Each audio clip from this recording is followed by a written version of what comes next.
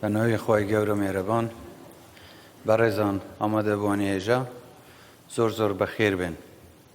سپاسی ئامادەبوونی هەمووتان دەکەم و زۆر خوشحاڵم کە ئەمڕۆ لێرە لەگەڵ ئێوە بەیەکەوەین بۆ ڕاگەاندنی ئەم پرۆژە گرنگە. لە هەمان کاتدا ئەمڕۆ بۆ ئێمە ڕۆژێکی مێژووییە، ڕۆژی یادی ڕۆژی سەرکەوتنی ئیرادەی خەڵکی کوردستانە بەرامبەر بەو ستەم و نادادپەروەریەی کە دەرحەق بە خەڵکی ئێمە دەکرا کە بەداخەوە تاکو ئێستاش ئاسەواری ئەم نادادپەروەریە ماوە و هێشتاش هەندێک کەس یان لایەن هەن کە پێیان وایە ئەبێ خەڵکی کوردستان تەنیا بۆ دەربڕینی ئارەزووی خۆی بۆ مافێک ئەبێ سزا بدرێ. ئەو مافەی کە هەموو نەتەوەکان بۆ خۆیان بە مافێکی سروشتی دەزانن، بەڵام تەنیا ئارەزووکردنیشی بۆ خەڵکی کوردستان بە حەرام دەزانن. ئێمە هەمیشە هەوڵی ئەوەمان داوە بەیەکەوە بە شێوەیەکی ئاشتیانە بژین و هەموو هەوڵ و تەقەلەی ئێمە بووە کە خەڵکی ئێمە سەربەرزانە بە ئازادی بژین. مە بەردەوام دەبین لەسەر ئەم نەریتە، لەسەر ئەم ڕەوتە، لەسەر ئەم ڕێبازە کە ڕێز لە هەموو نەتەوەکان بگرین، بەیەکەوە پێکەوە بتوانین وڵاتێکی خۆشتر و باشتر ئاوادان بکەین. لە سەرەدانم بۆ بەغدا پێش چەند ڕۆژێک بە ڕێزێک پرسیارێکی لێ کردم، وتیەوە پابەندن بە عێراق؟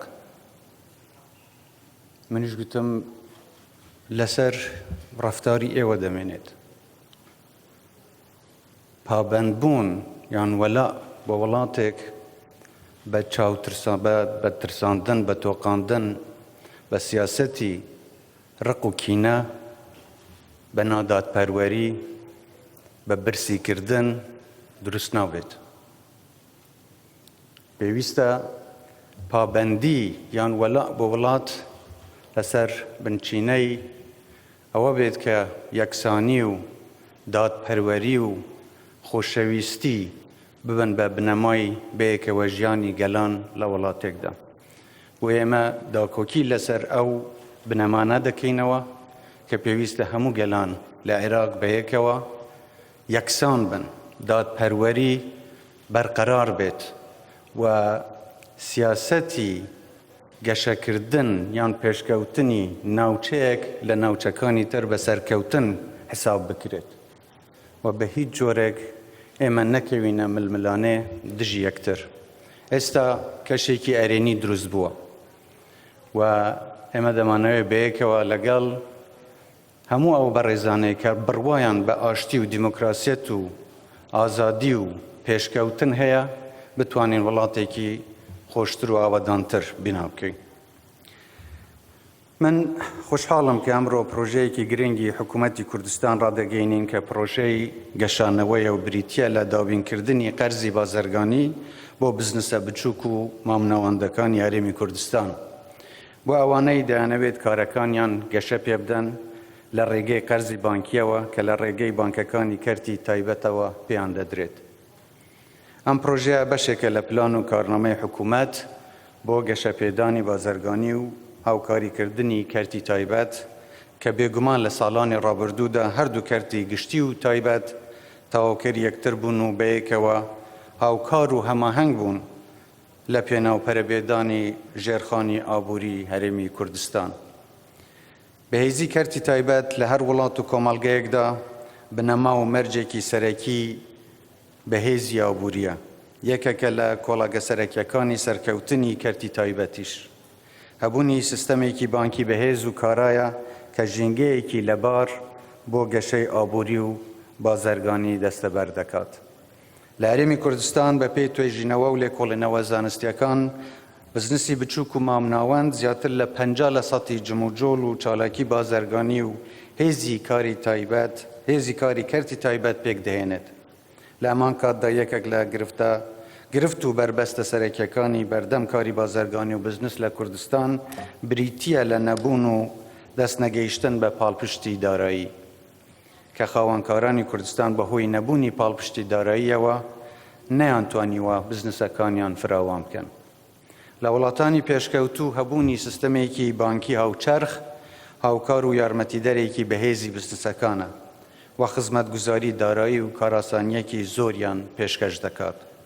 ئێمە هەر لە سەرەتای دەست بەکاربوونی کابینەی نوێمی حکوومەتی هەرێمی کوردستان گرنگیەکی زۆرمان بە بابەتی بەهێزکردنی سیستەمی بانکی و بزنسە بچووک و مامنەوەندەکانی هەرێمی کوردستان داوە بۆ ئەوەی لەم ڕێگەیەوە بتوانین کەشێکی لەباری بازرگانی دەستەبەر بکەین و پەرە بە پلانەکانمان لە بواری هەمەجۆرکردنی ئابووری و سەرچاوەکانی داهات دەین.